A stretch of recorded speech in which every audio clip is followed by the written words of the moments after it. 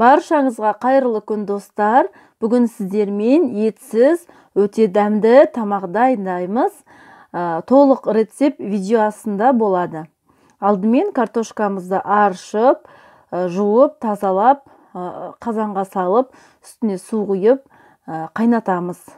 Картошкамыз пісіп дайын болғанша біз ішіне салатын салманы дайындаймыз. Алдымен капустаны ұзынша етіп тураймыз. Бір пияз тураймыз. Пиязымызды ұзынша етіп турап алдым.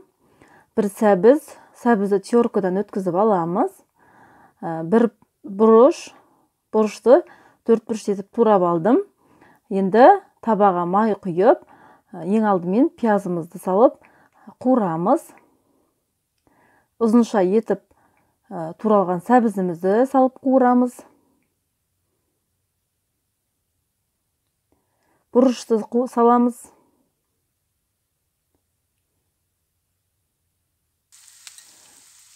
Дәміне қарай тұз, томат салып, жақсылап араластырамыз.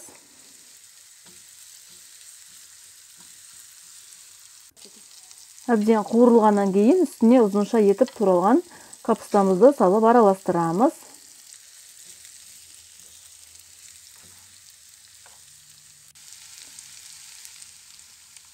Үстіне кішкене су құйып, 10-15 минут тоқтырамыз. Мінекей картошкамыз дайын, осылай пюре жасап аламыз.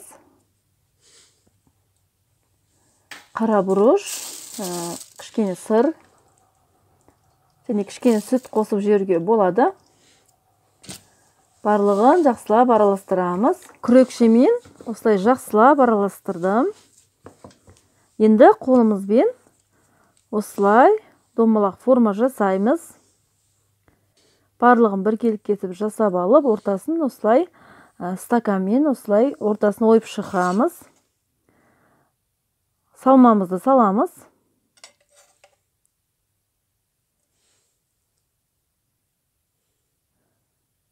Салмамызды салып алғаннан кейін үккіштен өткізіп алған сырымызды себеміз.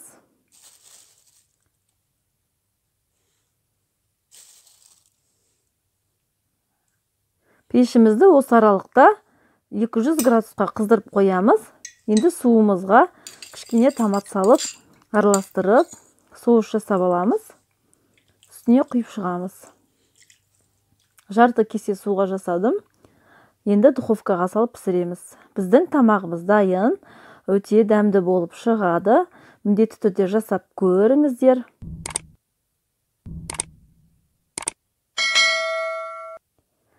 Менің каналым ұнаса, лайк басып тіркеліп, комментарий жазуды ұмытпаңыз. Сізбен алда көптеген рецепттермен бөлісемін. Назарыңызға рахмет.